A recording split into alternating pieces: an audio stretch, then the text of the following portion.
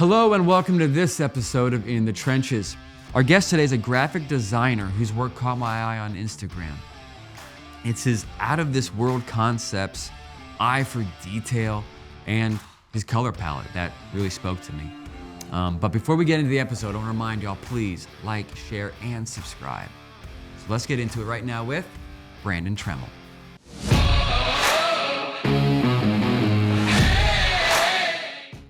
All right, let's see here. Brandon Trammel. What's up? I love that we have you finally here. Yeah. We've been talking about it for a little bit. Yeah, I'm excited to be here. Called me up last minute. I was like, let's do it. Live down the road. So. And I'm glad we were able to make it happen.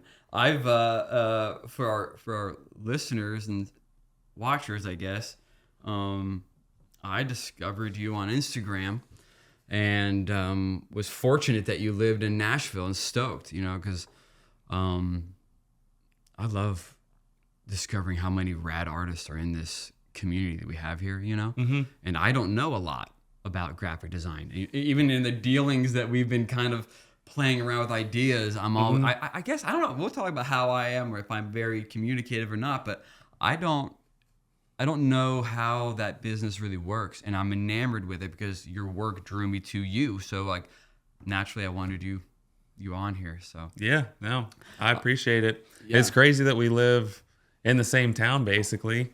Yeah. I think, like you were talking about, well, there are a lot of artists here in Nashville, but as soon as I think that like I kind of understand the clique, or like you got this group of artists over here, this group of artists over here, becomes a small town. Mm-hmm.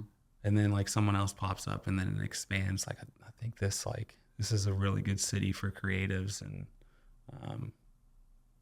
got kind of surprised by how many there actually are, because like I said, as soon as I think that I've got a good grasp of the big names around here, the medium names around here, sure, it just keeps growing. So now you do a lot of band tour posters, like the classic. Real, maybe you can describe a lot your specialty, I guess, what it is, so I don't butcher. Oh yeah, no, it's, what it is, because it's really artful, and it's posters, right? Yeah, show posters, tour posters. Started out doing band merch. Have kind of just sunk my teeth into doing the poster scene. There's a lot of like creativity and room for, you can kind of do whatever you want, as long as it at the end of the day it goes to the screen print medium. Mm-hmm. So one of my biggest, like my entire life, I've loved to draw. Just sit there and zone out and just draw, like pen to paper, pencil to paper. And then after I graduated, moved more towards modern technology and clicking a mouse and working within Adobe Illustrator, and doing illustrations, clicking little, making these vector images. And if I had to make a curve, I had to do it click by click. Super, super tedious stuff. Okay. So you were drawn to that tedious work. I was drawn really to it. Zone in. I love tedious work, but it's painstaking work. So, the detail in your work has got to be painstaking. Oh, it is. Like, and like when the iPad came out, like that's exactly what I'd been looking for a few years. Like I tried the stylus with Illustrator and Photoshop, and it just wasn't working for me. But then iPad came out, and I could just draw on the iPad itself. It was like drawing in a sketchbook, and that's what clicked for me. And that's kind of when things like were taking off. Like once I could do that, I was like, all right, I got full freedom. I can work faster. When you were doing it with the Illustrator or whatever, were you beating your head going, this isn't turning out the way I want it? Or did you know I'm fighting technology? I wish I could invent something that would do it like this. Did you even know? A little bit. Because I knew the stylus was out there and I had one. And I would just go back and forth. And I would say, I wish there was something that I could just like draw on like a tablet and just get this done quicker. But I don't, like, this is like don't know, 15 years ago or something. I don't recall that existing, or at least I didn't have I was like a college student. I didn't have the means to get something like that. So I kind of just didn't know better. Yeah. And I was so motivated and driven. I was seeing what other people were doing. Okay. And I knew that they were kind of using the same technology I was using. So I was like, I want to figure it out. Like, I have no problem. Like, I work part-time job, going to school. Sure. Like, I got time to figure this out and drink energy drinks all night and stay up all night and listen to metal. Like, that's what I would do. It's totally different now. But yeah, like, I think I knew what I wanted, but it was like, it doesn't exist, or I don't have the means to have it. So most people are doing it this way anyway. So I'm just going to do it like everyone else is doing. Yeah. And you didn't have any interest in like film or oh yeah. I was doing that stuff too. Like, really? Yeah, I started out that's how I learned. Like, the Adobe Suite all started in Photoshop, me taking photos in high school. Like, my best friend got me into photography, and that's actually how he and I formed our friendship, was through photography. Sick. We go on like photo safaris and just that's so fun. Go with your best friend and go out in the city at sunset and just go shoot pictures and hang out. Oh yeah, we would do that. Go in the back of the woods, go to old like train cars and take photos. It was photo safari. Be little heathens. That's cool. Now you didn't go to so you're self-taught. Your craft, your graphic design. Yeah, like, so I went to school for printmaking and decided to focus on etching, like, just because it was the closest thing I could get to drawing, and you were throwing acid at it, and it was like really interesting to me. But my last semester of college, I was like, I don't know too many people that are making a good living being as etchers. So, as you know, that is art is one thing, and then there's art and commerce. Yeah. It's about sustainability. Yeah. And you got to kind of adhere to the times, I guess. Yeah, no, you're exactly right. So after I graduated, I started teaching myself graphic design because I had an eye for design. Mm-hmm. I knew I could draw. So I really liked illustration. So I started trying to figure out how to build a design illustration portfolio. Since I was a kid, I was always like drawing like football helmets and team logos. So I've always like been drawn to brand identities. Mm-hmm. So I was trying to put all that together after I graduated to still try to do this art thing, but in the modern world.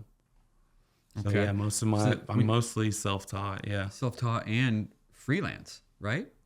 Yeah, I mean that's one way to go as an artist. The other would be to graduate and say, I'm going to go be a graphic designer for an ad agency in Chicago and work under this big corporate powerhouse. That's me too. Okay. Yeah. I want to get into all that. I want to get into that. Like, hey, we have Nike, but they want something that's going to look more fresh, and it needs to go with the Olympics. Ding, ding, ding, ding, ding, ding, ding. And you're just like, I don't know that world, and I want to hear about it, So yeah, is that something you do dabble in that world? That is your world. That is my world. It's not until recently, the past like 2 years, where my freelance could be a thing that could be full time. Hell yeah. I don't think I want to go down that route. Like, I've actually been faced with that decision pretty recently, and like the choice to make that decision. Like, well, you have an opportunity in the freelance space for a contract or whatever that can make you some good money, but then that would take you out of the other. Yeah, more like, well, two things happened.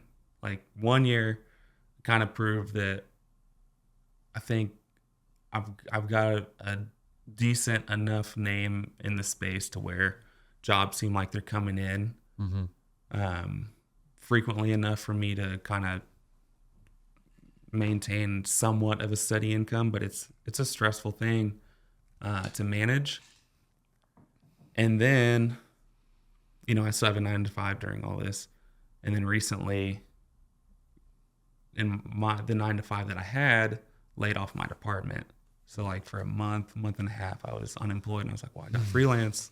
Okay. I could do this thing and really go for it. shift into that gear and go all in. Yeah. And I found it was like, I kept saying like, I'm thankful I have this, but this becomes less. The whole reason I started doing the freelance thing, the album art, working with bands, is because those were clients I could work with on the creative level I wanted to work on. Okay. Because prior to that, I was working with like small businesses, doing logos, doing one sheets, doing brochures, kind of the same thing I'm doing in the 9 to 5. Sure. So no, I'm not going to do my 9 to 5 and the same thing freelance. So okay, that's smart. Keep your freelance fresh. Keep your side hustle fresh and completely creative in your wheelhouse. Yeah, and I didn't want it to be a job. I wanted to keep it creative. Yeah, keep it passionate and keep me motivated. And it hopefully like that would, then I'd be okay saying no to jobs. Like it's like, well, it doesn't fit me. I could either go kayak or I could work on a job I'm excited about. I don't have to make the decision to not kayak to do a job I don't want to do. So I forgot where we were, but where I was going with that. Do you remember what we were saying? Where were we, Troy? You were talking about you were asking, if I would do why I'm not really psyched on doing freelance full time. Yes. Well, it's just I found pretty recently like the grind is real. Like it's 24/7. It's 25/8.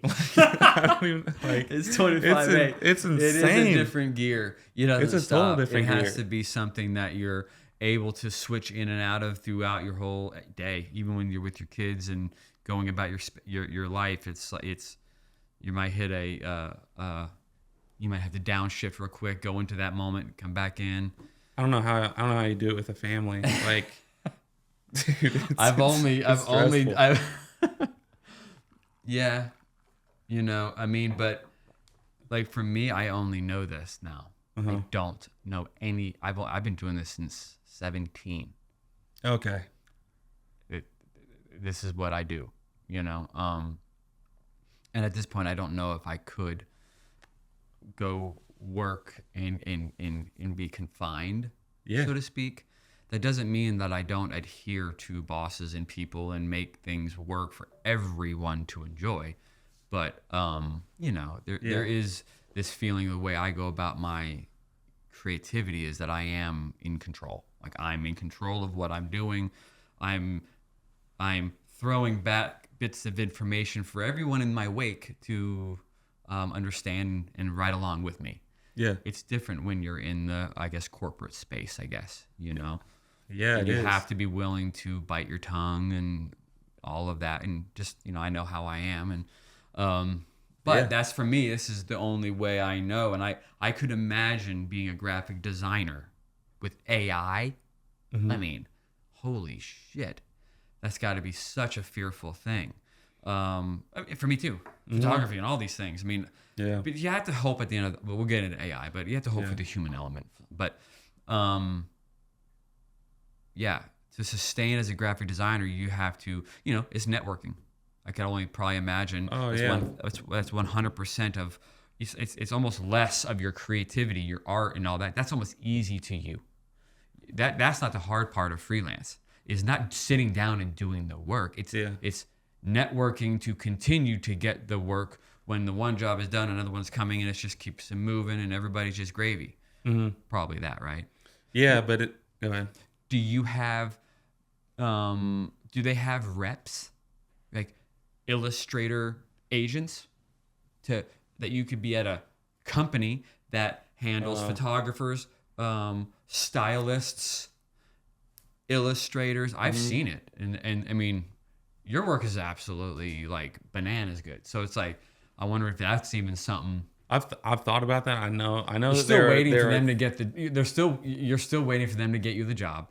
they're still agents though. You know what I mean? They're still going to try to feed their cash cows before the new boy. And then they're taking a cut of your... And they're going to take a cut of the work that you're bringing them. I mean, we all know. I mean, that's why you usually do like a 3-4 month trial, you know, to see how much is coming in and how much you're doing, you know, but I'm getting sidetracked.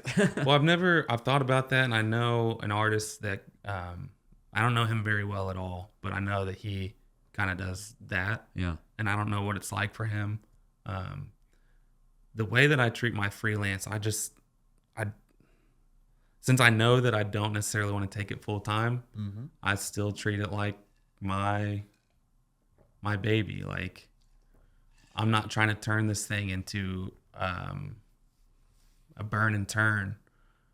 Like, I want to still be selective of the jobs. I want to have control over that. It's stressful sometimes, but like, you know, as an artist, it's hard to get paid.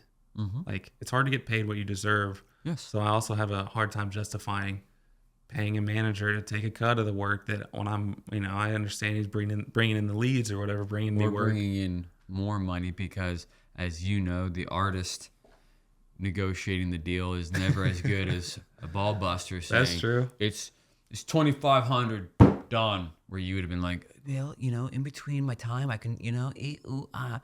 Well, you're deserving of. I just did that. You're deserving of what the ball buster said, and you know, we put them in that category. But it's a love-hate relationship for sure with agents. You know, but I could see that. You work with agents? I used to. Okay. I had a fantastic agent named Tommy Labuda, who I think still is. I should say I think he is the I would say the biggest music video rep in the business, or one of the biggest. And I literally started with him. I was his first, and he was my first. And I just learned from him, and it was really special because we grew together. Okay. We really built something together. And that meant we went out together. That meant we did things to... It was rare. It is something I'll never have again, and I could talk an hour just on him. Yeah, you know? Probably having drinks together, like your wheels are turning, trying to figure this out. And he's teaching me his skill sets of the gift of gab and talking and being able to sell, and because that's very much important. Believing in yourself and having the confidence to say and sell, and not being scared to say, "Look, this is what it is." And the clients, they want that. Damn well, they want that. They don't want some weak general. You know, and I had to learn that over 38 years. Well, yeah, because I don't know many artists that don't have imposter syndrome. Like, right? Like, it's tough. Or sometimes they're like overconfident and they burn bridges. Or a lot of my experience, like it's like you're either you have imposter syndrome and you fall short, or it's like your egos are just out there. Yeah, the business nowadays, I can promise you, does not adhere to egos. Egos, we don't live in that world. We did in the early 2000s and the late 90s. Egos were promoted, you know. But I would say in my world, you know, a strong, confident filmmaker, you know, artist is absolutely warranted. But ego's out the door, you know. And I think there's too many rad artists in all these fields for them to say, all right, move on. Yeah. Come on up. Happy to meet you. You know. Oh yeah.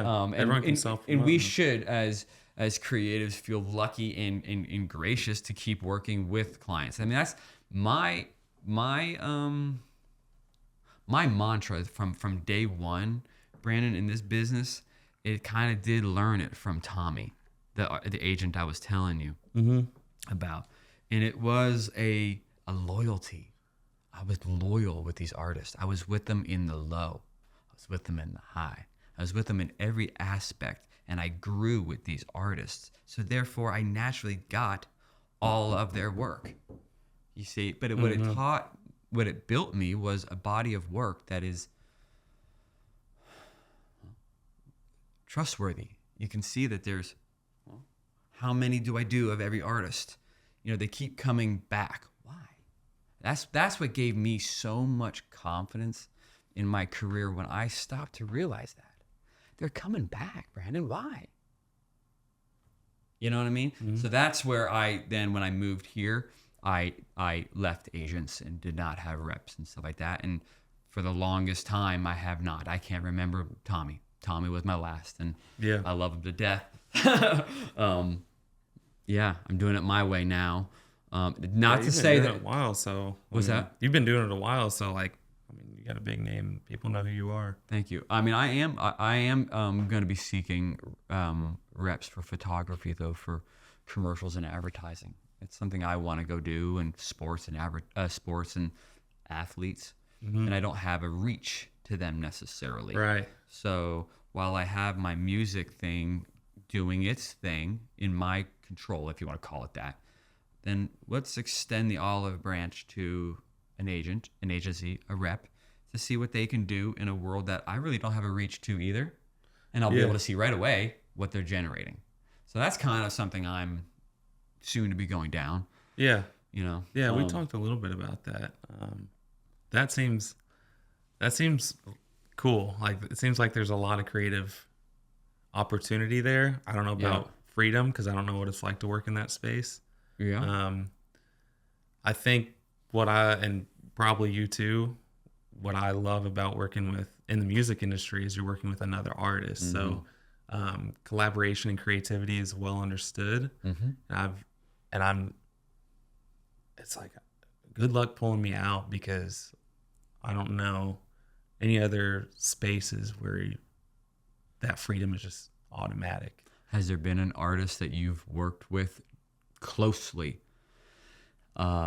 Maybe describe the project and how it turned out, or is it a one-on-one process at first on a phone call, and then they leave you alone for 2 weeks or 3 weeks, a month, or 2 days, or is it sending them things along the way, or you just unveil it and they go, holy shit? Like, can you explain maybe one of your favorite experiences with an artist? Dang, that's tough. I mean, I don't know if this is a cop-out or not. Nothing's a cop-out. Yeah, Nothing at all. If it comes to your brain, it's cool. I would say like every project I have with my best friend's band is usually always one of my favorites, because it always, the stuff he puts out, I know the songs that he creates and the albums that he puts out, we're kind of talking through that whole process as he's putting it out. So I have a good understanding of where all that inspiration and content is coming, those lyrics are coming from. I'm in them sometimes. So then whenever we go and sit down on a poster or like album art, like it's a lot of reminiscing and, talking about past conversations we've already had and how the idea has progressed, how we're talking about stuff that happened 10 years ago. Like, you try to put all that into the piece. Yeah, and that's usually what happens. It's like, all right, well, he gives me full, like, he's always says, like, do whatever you want, I trust you. But this is kind of the concept, like, and I don't even really know what the concept means, but let's figure it out together, because I'm just as much a part of it, because he's bringing me in. So it's more, I guess what I'm trying to say is, like, it's more working with him on these very similar projects that I work with other bands. It's more intimate with him because I have a better understanding. It's more collaborative. Sure. We're talking about it wouldn't be that way with like Phish or whoever not whoever, Grateful Dead, whether it's obviously Dead and Company. Dead and Company. No, it's not you. I really did enjoy the Phish that was a project. That was a sick poster. Yeah, that was cool. Like, that was like my first really big contract. Signed an NDA, like, went over like the do's and don'ts, waiting for emails on concept, and whereas prior it's more like I don't know, very like loose, brief conversation. What you say is what it is, kind of thing. Kinda like, or just like put something in there that has something to do with the city, or this band always uses an octopus or something, so maybe let's like go with that, and then it's up to you. And like I enjoy that. I love that, because it's just they're hiring me to just do what I want to do, and then it's kind of no questions asked and move on to the next one kind of deal. And I enjoy that. But I think just with Phish, it was they're they're an iconic band. Yeah. And they're iconic for those posters. Yeah. I mean, To be like, one of the artists that yeah. got to do one of that, I was like, holy You're on shit, their like, you're on their artist catalog, if Yeah. you're going to call it that, because they're known for that. for sure. And I was thinking, I was like, this has got to be the best thing I've ever created. So I don't know, like. Now, where do you start? Like, let's just use that one as an example. Like, do you start in your mind sitting on a couch with a concept, and then? Oh, for that one, it was just like I was talking with the art director, Okay. or I think she was creative director, and it was kind of just feeding off of not her vision, but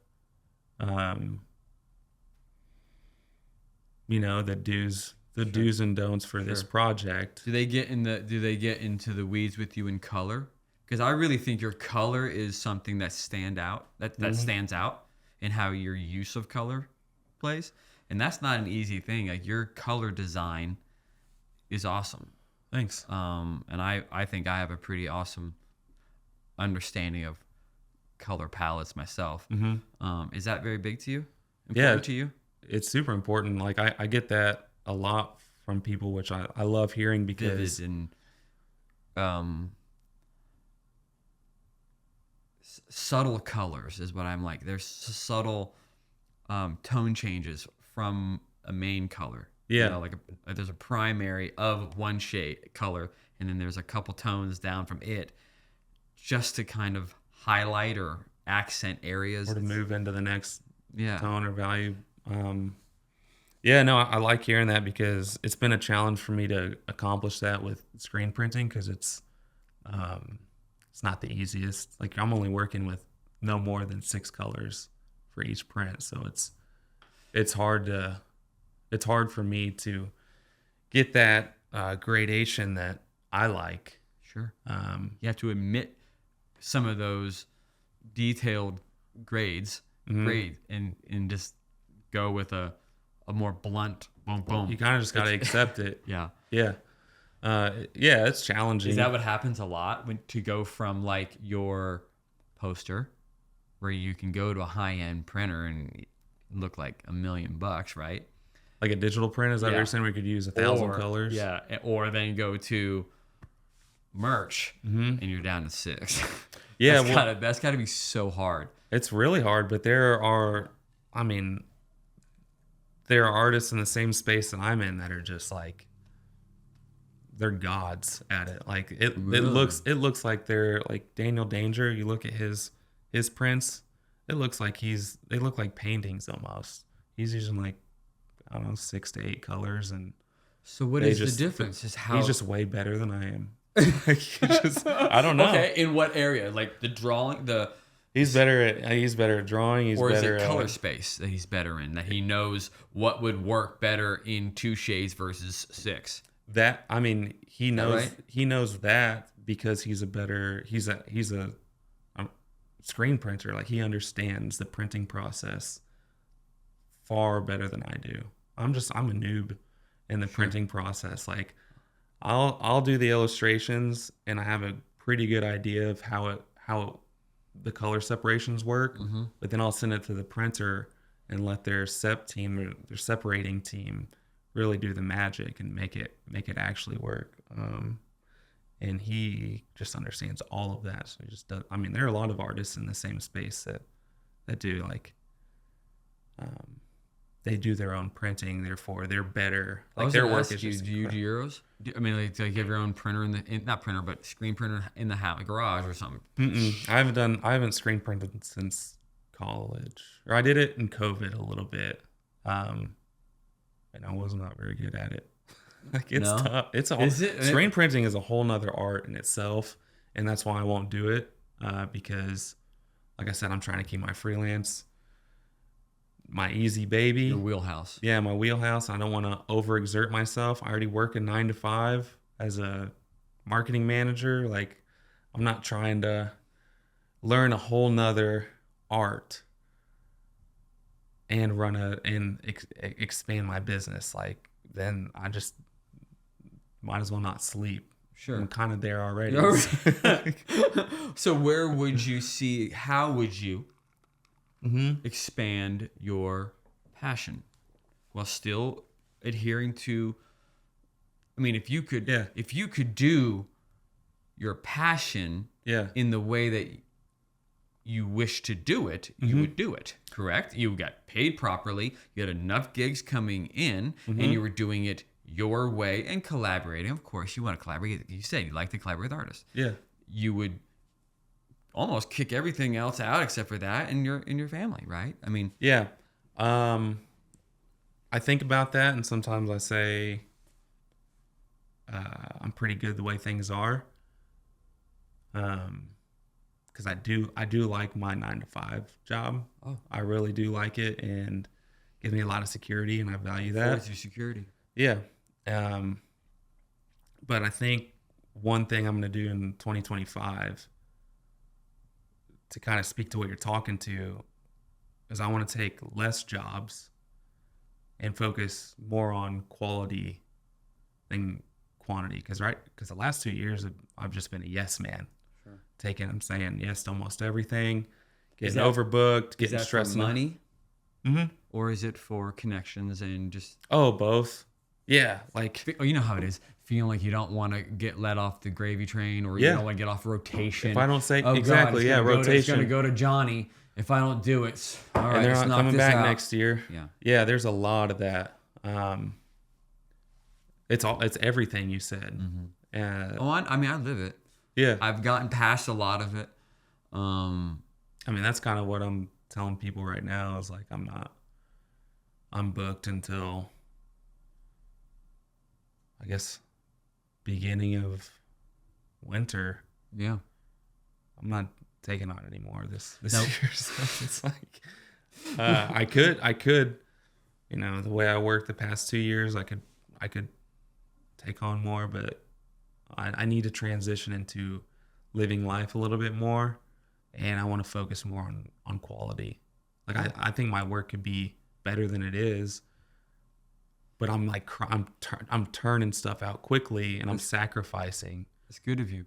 So I'm gonna to know that, because you're not gonna get to the next level just turning and burning work. You got to elevate, whether you do want to take your work to a different pay grade or whatever, a part of your life, let's just say, you creatively you still love what you do. You still want to advance in the craft of graphic design and improve to yourself. You're getting better and better and better, right? Yeah.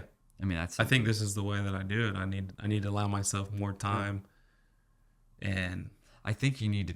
I'd like to. I mean, do you? I've seen it before, but how active are you in selling your art, your prints? Oh, I'm terrible.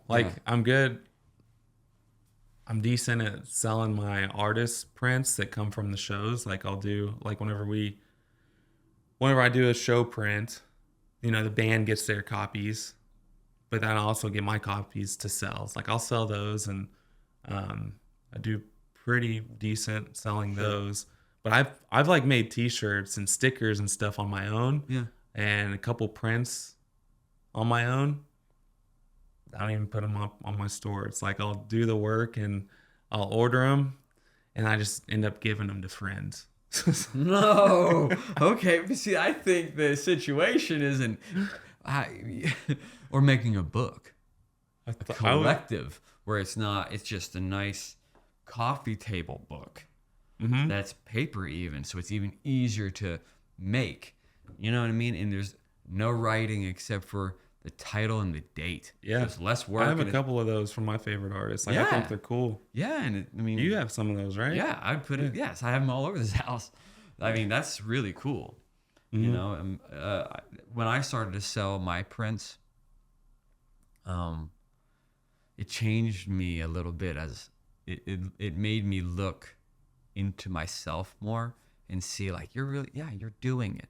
It's like you're, as an artist, to be able to sell your art, it's probably the coolest thing you can do, right? It's pretty cool when they sell. Yeah. Yeah, when they sell. I wouldn't quit my day job selling mine either, but I mean, it is nice for, Right? I mean, that's what you're asking, right? Yeah, I mean, have you sold you? But you said you didn't actively go try to sell them. You made it. Not like my personal stuff. I put very, very, very little effort into trying to sell that stuff. I don't have much of it because. Do they own it? The artists that you work for, do they? How does that copyright work? Are you asking like my personal stuff or work on like commission posters and stuff? Posters and things. Oh yeah, those I'll sell. I'll sell those like as soon as I can. Yeah. And I would think so because I mean, like the Phish. I mean, it's a thing. I know who I'm a fan, and I know that stuff sells. I thought you were asking about non-hired work, I mean, like that too. personal stuff. That too. It's just really a collection of your work. Gotcha. Whether it's personal or commissioned. I mean, hell, all. So if I do personal work, I end up just giving it away. Is it? I don't know why. I don't know. Is it intimidating to? Probably because I think a lot of the reasons people buy my work is because the band name associated with it. Yeah, that's what I was getting at. And without that, you feel why? Yeah. A little bit. Yeah. No way. They're buying it because it's you. It's the word. It's the. No. I mean, pull up some of your stuff here. I want to see this. I'm ready to talk about some of this stuff because, like, this stuff is. This is all AI generated, by the way. Huh? This is all AI generated stuff. No, I'm just kidding. Better not be. So this is old. Last year. This is this year. Hell yeah. Okay. You gonna stick stickers on this? All right, so this is personal stuff I did. And actually I did put these on my website at one point and sold a few. So those were wins. Wins, yes. Yeah. Do you have a cool autograph? It's a B, a line, and a. I like my autograph. I don't get compliments on it, but I'd like it. That's cool. Look at this. I can't even lift it. It's so cool, but I want the camera to see it. Took forever. Look at that. This one here? Yeah, that took a long time. What is that sheen? Oh, that's the foil it's printed on. So a lot of the. Hey, dude. You know what could be really cool? I collect sports cards, and there's a guy named Piggy Banks. You should look him up online. He makes sports card size, but it's all his graphic design work, and it's like Kobe Bryant and his daughter, with angel wings, and it's just the way it's all graphically designed. Okay. And then he has a brick-sized slab that it goes in a velvet sleeve and a package and a little card that has what he's about. And, and I'm like, I've thought about doing that with some of my photos. Mm-hmm. You know, and I'm like, yeah, that would be cool. Like the foil, you know, right? Because in sports cards they have the holographic. Ones. They have the different looks, parallels. Yeah. And that's exactly what I just saw. That is cool. That would be cool. Yeah. Small. And a lot of. I still got my pricing on there from an old show I was at. Probably rip that off. Hell yeah! Look at that. Dirty Heads is cool. Now, are you doing the font work? Yeah, I do it all. Like, I found that when I started drawing the letters myself, that's when my work kind of went to the next level. Instead of just typing it out and leaving it. Oh.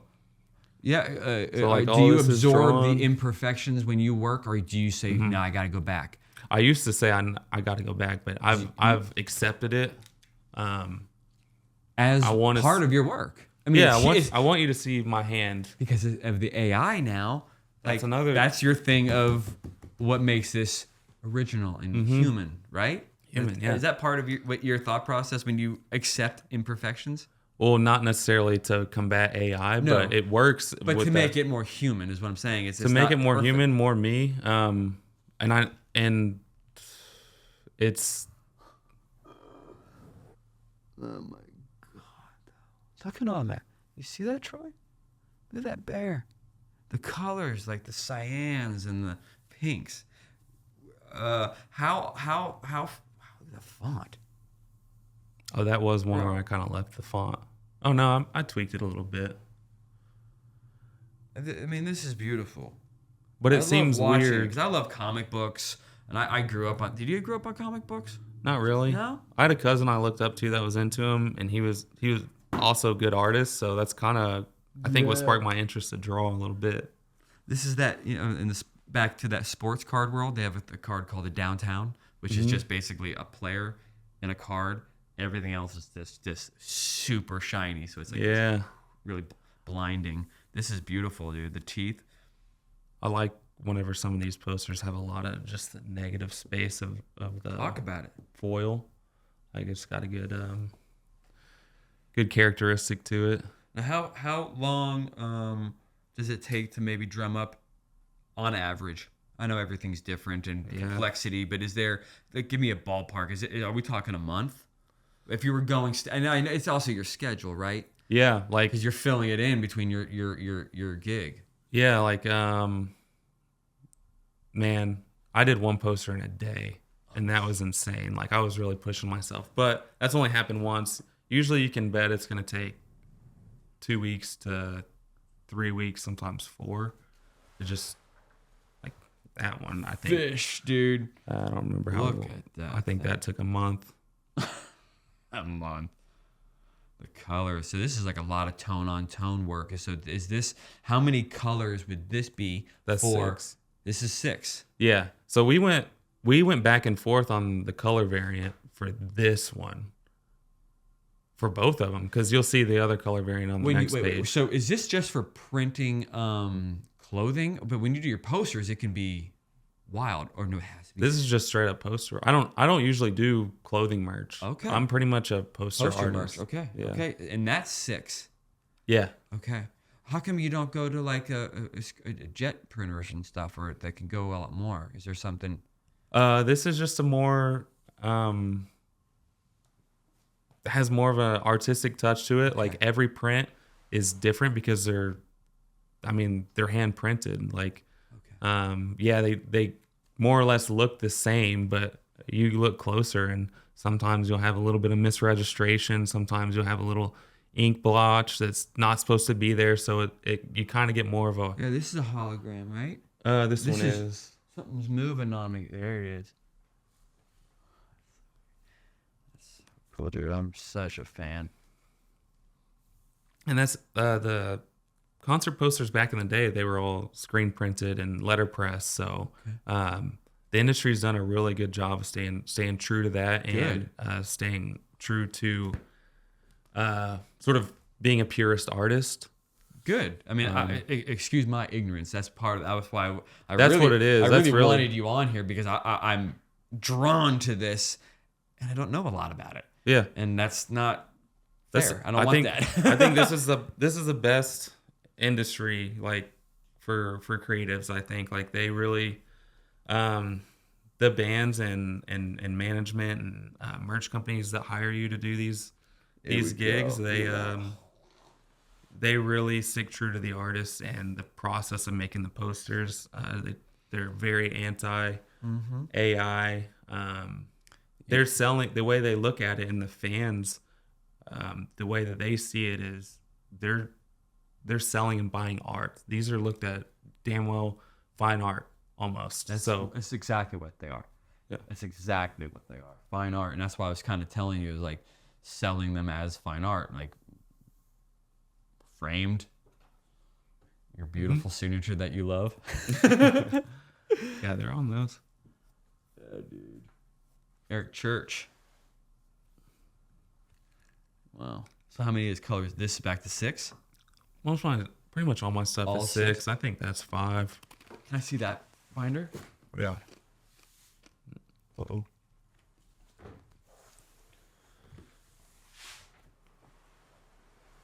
I'm so stoked that you brought these in. Thank you. Yeah. It's a different demonstration, you know what I mean? Talking about it and then being able to talk about it and actually have some Yeah, some things. I don't get to talk about this stuff much. So, okay. Do you have a favorite that we've seen? I don't want to bring that back to the book, but how about a favorite in here? Or, what was... I think the Phish print's still my favorite. Whoa, look at that one. My Morning Jacket. Love.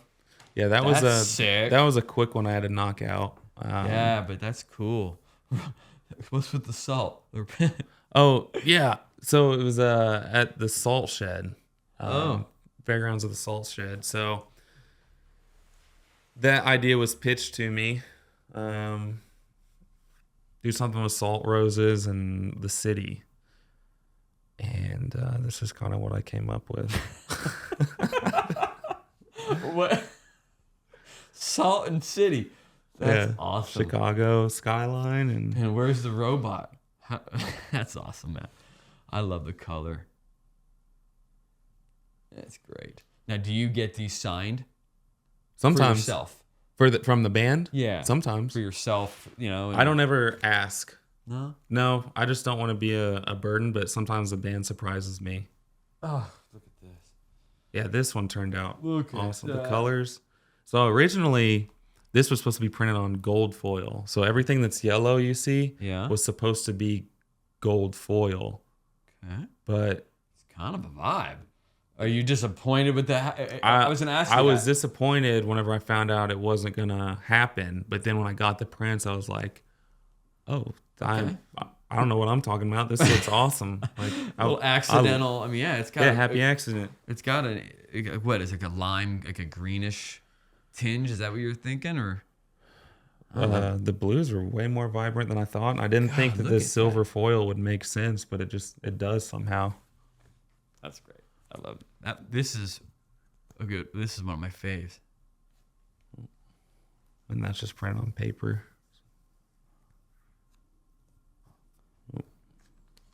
This is probably my other favorite print. Ooh.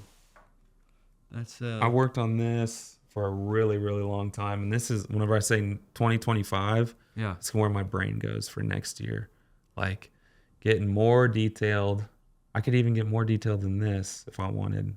But deadline was approaching. And I wanted this year's work to kind of look more like this, if that makes sense. Sure, I really compared to the My Morning Jacket. Yeah, explain. Well, this is it's a crazy composition, but it's a little bit more accurate, and I'm not gonna say realism because it's not even close to realism, but it's a little bit more accurate in describing the shapes and flowers and rock. There's more detail put in, where this is more design based, big and this is placement, big, chunky. Less detail, but it's like, here's a building. How can I communicate this building with this little You've got detail? Windows there. You got squares, and over here you would have had like I'd have drawn every curtain. Yeah, exactly. Yeah. So this would ideally kind of the route I want to go. Good for you, man. But it's very, very, very time consuming, and it's hard to do whenever you're saying yes to every job that comes in. Yeah, so I think, do people freak out when you walk in and for a gig or to like know who I am or anything? Well, you hand them your portfolio and it's like, oh, this stays in my closet. No one sees it. Well, leave it here. I'll have everybody look at it. I just moved into a new place, so my intention is to put some of this stuff on the walls. Yeah, man, I would be happy to. I love this guy. Yeah, this one is. I just like the crazy, the perspective. Now I was going to ask you that. Let's talk about perspective and drawing, guys. Your perspective. That's another thing. Wild, man. I'm just thinking about how everything is. Look how the shoes. They're very how I would almost shoot a photo. It's that wide angle, up close and like photojournalism almost. Like here he is, boom, and lead room left to have all your environment. Yeah, I mean that's exactly the way my thinking goes whenever I'm doing like working on a perspective piece. I think like if you were to take a wide angle and then get up close to it, like exactly like you were just saying, what that would look like, because I've always thought that those shots were cool. Yeah. How do you decide that before you go into a piece? What it's gonna be? Is it gonna have that? Is it gonna have that perspective, or is it gonna be? Is it not? I mean, or is that in your style to have it? Is it always in it? That's in my tool belt. And I'll pull that out whenever I have time. Like if I'm excited and inspired about in that time in life, and I have the bandwidth to commit to it, then I'll pull that out of my tool belt. That My Morning Jacket print was less, like it was more simple in how I described the buildings. Sure. I really more straight on, but I like it too. But I didn't have much. I only had like a week and a half, 2 weeks to do that. It was like a last minute gig that came in, so I was like, all right, how can I be like a designer? How can I take a designer approach to this print versus an illustrator approach? If that makes sense. Smart. I mean, that's a very seasoned pro approach. You know what I mean? It's like, I mean, have you ever gotten into something and been like, that's not it, I gotta redo it, or I said I would get it to you on Tuesday, and my dog ate it. I gotta start. You know what I mean? Like, it ain't it. I need. Dude, I'm not delivering something that I'm not happy about, because obviously you're so passionate about keeping this as your baby. Mm-hmm. Oh man, you don't just fall off the truck perfect every time. No one does. No, I'll work on something and trash it last minute. I'm like, my friends know me for that. Like my thesis, I was like halfway done with this art gallery show. I had to present my work, my end of college career body of work, and I pretty much trashed it all like 2.5 weeks before I had to display it. That's great. Yeah, but I pulled it off. Like I committed to late nights, and then took that kind of maybe mindset, like, how can I portray this idea with this print in a minimalist form, and then put more time over here. Do you feel like you have a style? And if you do, when did you start to really hone or identify, I have a thing? Probably a year ago. Mm-hmm. Really? Yeah. I think I'm picking up on color better than I ever have, and I'm starting to hear about it from other people. That's an indicator. Perspective, my perspective drawings, I'm hearing that a lot. Yeah, a lot of things you've named off, you got it. And then, like, I very, very rarely, going back to the text, like, I feel like I need to draw the text because that's just what I do. Mm-hmm. Maybe I'm known for that, or not known for it, or whatever, but that's kind of my standard now. Like, I very rarely will just type header text without manipulating it somehow. I mean, and that hand drawn style we were talking about. Looking at I like that. What the three things you just said are, I mean, there's many things I look at in your work, but those are three big things. I mean, your font, layman, your font choice, or your font examples seem like they have to be done by a crazy mind of some sort, you know, to get it that way, right? Yeah. How much? So when you're doing it on, now I'm going to get kind of to the actual what you're doing. You can just erase it too, right? I mean, it's just can you be far enough along? I mean, do you do it in layers? Like if you're doing a fish and you have scales, are you doing scales in a layer? So if you're like, that only gets deleted, start over on scales. You know, the gills or whatever, you know. I work in color layers. So my line work is one layer. My greens are one layer. My purples are one layer. Because that's how those colors are going to be separated for print later. And then, I don't know, the way the software works, kind of no matter what program you're using, you can go in that layer and just erase whatever you want. So if you fucked up the scales, then you can still get rid of them and still keep everything else in that layer. For sure. How important is social media to you as far as promoting your, I mean, we have to, as artists, we have to get our work out. No one else is doing it for you unless you're doing it. It's kind of like a good thing for us. I've stopped even. It took me a while, man. It took me a while. I hated on it. Even while doing it, I hated on it. I still hate on it. Yeah. I'm not. You're not anymore? I get it. I'm cool with it. I figured out what I'm doing with it, and just go. Ain't no thing for me now. I could confidently say that. How weird is that? Because I definitely struggled for the longest time, and it feels good to be out of that and to have fun with it. You do have fun with it? I do. Okay. I do, because I'm not dreading what I was dreading, and that was, am I saying the right thing? I never worried about posting the work. Okay. The photo or the video, whatever. I'm not worried about that. Yeah. The name is attached to it, and do I say little? Do I talk about what the photo is? And I just finally figured out I'm going to start talking about what I think the photo and what happened on that moment. I just started figuring out my voice on it, and I enjoy now because I want to sell prints. And now people get to see the print and hence see the emotion. Fuck you if you don't give a shit, and fuck you if you don't like what I'm saying. Don't buy it. Yeah. And that's what I had to tell myself. I was always so, oh God, I don't want someone to think I'm too selly. What the hell do you think? That's what this is for. Mm-hmm. I don't show my kids. So what do you think this is for? Yeah. And I had to figure that out. And so now I'm enjoying it. I'm like, okay, I do it in my guidelines. Yeah, you should have.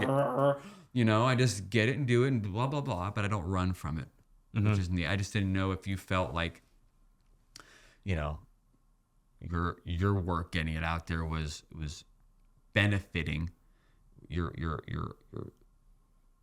job and your Yeah, it art. does. Like without social media, I wouldn't be doing this stuff. My job started out coming in from Instagram, and now they've moved to email. But Instagram is my pre-portfolio before you get to my actual portfolio, which is my website. Yes. And now, honestly, Instagram is the primary and website is the secondary. And it used to be the other way. Yeah. It's not. People will look at your Instagram and not look at your website. And right. Go, yeah, this guy's great. Or, but then miss out on the part in your website. Yeah. Okay. So I guess my thinking was like the website, I curate more to a T, whereas I'm a little bit more loose with my Instagram. Like, Me too. I might put a story out of my foot or something on. Well, I put Instagram. I use as a kind of a test. I'm the same way as you. My website is curated. It is no question. This is what I do. I have put exactly what I want. Instagram, I don't know. Test it. Oh wow. Okay. Yeah. As long as it's it's doing well out there. Let's put it on the website or whatever. That's kind of how I. Yeah. Again, just having fun with the tools that are out there for us that are free. And if you put a little time to it, a little dedication to it, you're getting enough information to add to your little business that speaks volumes. Yeah. I think. No, you're right. I like your like perspective on it, because when you asked me, I kind of wanted to run. Well, I'm just like, I don't want to be on social media. Sure. So it's like, I'm only on this thing because it's doing good for me. Yeah, just get on and get off. Why am I mad at that? Yeah, get on and get off, or dedicate it as a work in a work week. You got to be on for 3 hours in a week. Yeah. Schedule this 3 hours. Probably not even on that much. Well, I'm just scrolling. Even at the minimum, you can put yourself guidelines and really use the tool instead of getting roped up into the negative side of it. There are aspects of it that you're like, oh my God, Yeah. Oh shit, I just pissed away 2 hours of my time dicking around on. Oh yeah, that'll happen. I used to get really nervous when I first started doing posters, because some of my favorite artists, they're poster artists, so they were seeing my work, and I get excited if they followed me or liked me. But then I was like, oh shit, they're seeing my work now. Every time I make a post, I'm like, what do they think about it? And I don't have that anymore. Yeah. But I used to get really anxious posting because I felt like I had to have their approval, or I was seeking their approval, and I would never know if I did or not. And they followed you for a reason because of, and you're putting out cool shit. Mm-hmm. And some reason we overthink, don't we? Oh yeah. And then we go into this downward spiral of self-sabotage. Mm-hmm. When none of it was there. Yeah. And even None. if it was there, Doesn't matter. who cares? Who gives a shit? Yeah. That's kind of where it is now for me. It's like I know I don't say this arrogantly. I know I'm good. Mm-hmm. I mean, I'm still doing this. I know I love what I'm doing, and I'm still passionate about doing this. So all those are honorable qualities. I'm not doing anything, just feel good about celebrating your own work. Yeah. I mean, I'm trying that out nowadays, and honestly, it feels cool. And honestly, bro, celebrating other people's work. Yeah. How about that? And that's what this whole podcast has been a joy for me, is putting everybody's page on my Instagram page to promote it, and I'm like, fuck yeah, dude, this is cool. This is cool to make a platform of art of people that I talk to routinely, and people who live down the street, or who help the culture of our city. I mean, yeah. There's a lot of hate that goes on on the internet, and there's a lot of hate in the art world too. Mm-hmm. I think the art world can be as cliquey, if not more cliquey, than your high school. Sure. So I've had these conversations with other artists that are close to me, and that's something that we talk about, is trying to uplift other artists and not prescribe to some of these platforms where there's behind the back artist bashing, because that definitely exists. Or gatekeeping, people, and it's just like, bro, for sure, there's plenty there is plenty of work to go around. It's not, that isn't just a saying, but I do feel like it comes around when you just celebrate, when you want to really spotlight people and make others feel good. And it's so easy to just lift someone's day up in a creative, because I know we're all going through it. We go through ups and down days, ups and down weeks, months, whatever. We're all in different seasons of hell, and trying to make this crazy landscape in this industry at this current time work. Mm-hmm. I try to reach out to people. I just text people. I mean, even you, I do it all the time. Yeah. Not expecting much back other than, yo, because it helps me feel better, truthfully. Yeah, that's good. Knowing that I'm reaching out to other creatives and just kind of saying, yo, what's up? Yeah. I can be a little reclusive sometimes, so I used to getting that sometimes. I used to be pretty. Yeah. Yeah, I mean, again, the lessons we learned to get us to where we are now, I probably was a hater. I probably was a jealousy guy, and why? I definitely was at one why? point. Yeah. Why am I caring, but why am I caring in a negative way when the person I might be hating on just inspired me to do something to get my ass there's to a do lot better. There's a lot of that. So in a way, I should say thank you. That's your ego trying to protect it. Yeah, ego. I have an ego. We need to have egos in life, but I've ripped it. My line in the sand is definitely not out there. It's pretty close here now. It used to be so like, cross it and throw like the gorilla. I used to get so upset at things, and like if it wasn't going right, man. Because I try to control everything in a world that I can't control. Yeah. At least in your space, somewhat you can control the the drawing. I mean, I want to. Sun pops out, the rain pops out, someone's late, the trailer can't. I mean, it's X factor after X factor. So I just learned to just kind of. Does that wanting to control your environment and your craft, does that bleed into your personal life, or did it? Because I know, I feel like it does for me. I mean, I not being able to accept like my wife or something. No, yeah, well, hell no. But if I don't like making decisions on dinner or any kind of decisions anymore at home at all, because I make so many darn decisions out there that I'm like, yeah, whatever, cool. But I listen to some chill music now, which helps me in the car to get. I don't get upset in the car anymore, or it doesn't roll over on me. Kids have helped a little bit soften some of those expectations in life that aren't ever there, because it just puts it in perspective. Yeah. Yeah, having a kid really does softens you up tremendously. I was at the gym the other day and we were talking about, my coach just had a calf. They have a cattle farm. One of the cows had a calf. And we got to talking about how cattle breeding can be.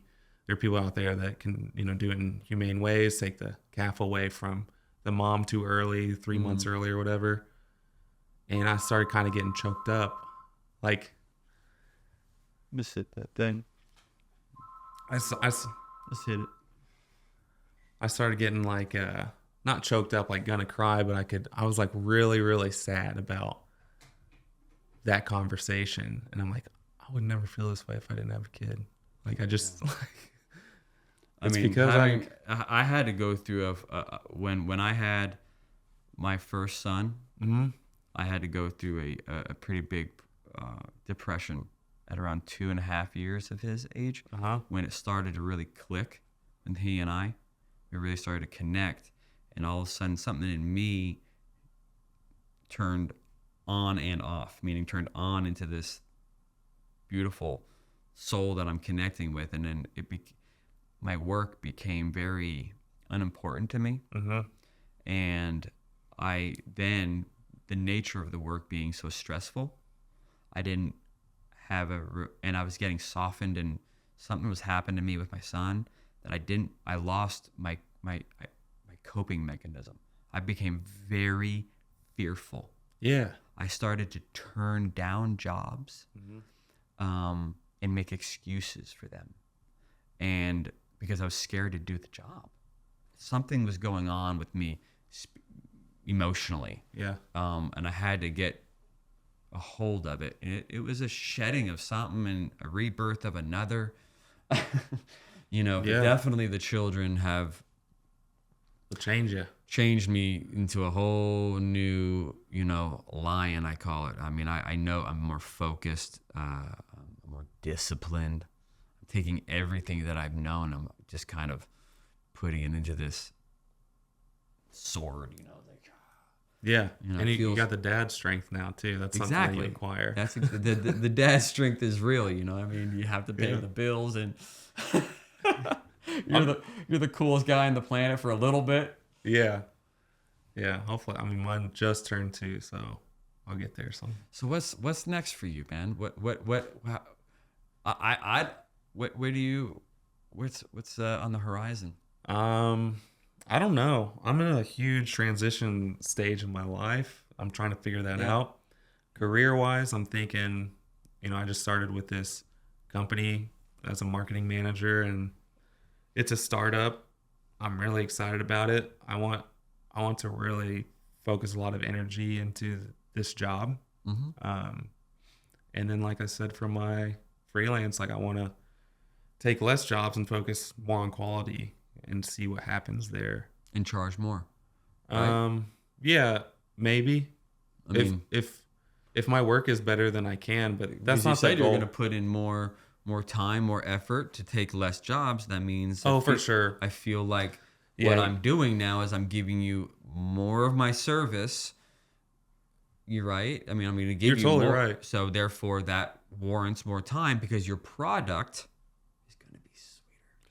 Yeah. A little bit sweeter now. That's how I look at it. But yeah, that's not necessarily the money piece of it. Isn't the motivator? No. But that's whenever you talk about how it should work financially. Yeah, totally. That makes sense. Do you think? But that's not why I work though. So I never think that first. The money piece always comes second, and that's why I'm not a very good businessman, I guess. Dude, thank you so much for being here, man. Yeah. I loved the fact that we brought out those posters, man. Yeah. And then we talked about them, and I feel like I got to know your whole full story. Yeah. We didn't talk about AI nearly as much as I thought we would. We should. Oh, yeah. If you have me on again, I'll talk AI right now. We can. Let's get into AI real quick. I want to hear what. We don't have to stop. Okay. I don't have a huge opinion on it. I'm more curious. I work in two different worlds, right? So I think there's a place for it, and there's not a place for it. Sure. But what are your? I don't know. What are your thoughts? We've talked about it a little bit. I'm scared of anything more or less change. Okay. I get very comfortable, and I get and then I perfect that comfortable, and I become efficient in that comfortable. So, and I get controlling in that comfortable. So once you have to quickly unravel that and put me into something new, I get overwhelmed. But as of lately, man, a podcast, cameras on me shooting a whole concert on an iPhone. I'm trying all kinds of new things and welcoming it. Yeah. That's what I think what you have to do. Yes. Now, I will say, on the road, the artist I'm with, Jake Owen, did something on ChatGPT that we were having a conversation about possibly doing a little project. And he goes, well, hold on. He told ChatGPT a bunch of things, and it pumped out everything we needed in about 3 minutes with titles, witty titles. He's like, make the titles more comedic and witty. It's crazy. It would have taken me weeks to not even come up with anything as cool as that. Yeah. So I quickly took a big giant gulp and realized, wow, okay, you can definitely, this is serious shit. This is serious. Because it was like a full script. It was a full storyboards. It was with titles. Dude. It was with characters. You're like, he did it before we left the parking lot. Yeah. And I have another friend, Blake McClure, who's a fantastic ASC certified DP. He sends me some AI things, and I'm thinking it's from a movie or something. He's like, "Yeah, I just whipped that out on AI myself." I'm like, "Man, dude, really?" He's not in favor of it, but in some ways, his occupation is either figure out enough of a language to get into it, or don't just omit it. Is what I'm getting at. Eventually, I think I'm going to have to. I don't know. Everybody's asking me like, "Hey, you're using AI generated on Photoshop or Lightroom?" I was like, "No, what is that?" Like, well, you don't have to do this. Yeah. Oh, okay. It's gonna get to that point, Brandon, because we aren't getting more time. The time is clicking and clicking. Dude. You got to be more efficient, quicker, smarter. Yes. So with that said, it's not going away. You got to join them. You have to. I hope that the censorships of things can get to a balance of it, but I don't think so. It's the box is open. In my opinion, Pandora's box is open. The cat is out of the bag, and we now think about it. What have we done with technology? We keep exploiting the potential. Yeah, the potential. The potential. It just keeps getting more potential. It's not going to stop. Not going to stop. Especially whenever it's taking businesses to the next. It's literally taking businesses to the next level. Like yes. I agree. I just think it's a little bit of anxiety. Twitch for me at the moment, but I am now being receptive to people including me into these ideas, and I'm like, was that really on that? Oh, okay. It just got there quicker than I can get there. It's just filling up my brain more, and I'm gonna start investigating it a bit. I love what we do, and I don't want to be I don't want to be the old dog that doesn't learn new shit. I don't. I'm enjoying it I've already done so much stuff. Yeah.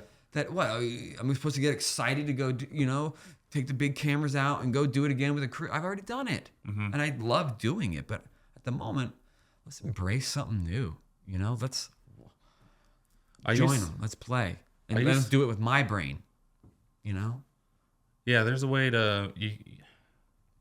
I used to think first no AI. Then I was like, all right, well, I can see where it's beneficial in business space. The reason I'm thinking no AI is because if if for art's sake should come from a human, because art to me is about human experience, and AI rips that. So I'm like, well, maybe there's no room for it in the fine art space because of that.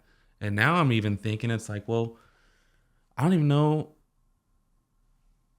I still don't know where I stand on it, because if it's used as a tool, just like Photoshop, and like I do use AI. Like, I don't use it in my product, but I use it to get to, like if I need a reference of a foot or a hand or something, sometimes I can type that into Firefly rather than looking at 50 images for hour and a half on Google to get that same thing that I'm looking for. Okay. AI can produce it quicker. So I'm not stealing anyone's style. It's a brush in your kit. Versus me going, I'd like a Brandon Trammel-esque. Well, that's bullshit. Colors, rich colors, blah, blah, blah, blah, blah. Boop. Yeah, that's when it's not fair. Well, see, no, that's where I hope it gets fixed. Yeah. Because I know you can't type in Picasso. Give me a Picasso-inspired blah. Copyright, blah, blah, blah, blah, blah. Oh, really? Mm-hmm. I haven't tried. So I know that it's scary. I think being a photographer is probably terrifying, because I know that like it's really good at creating mock images. Like I know a lot of photographers that would go in and take photos of houses, but now AI can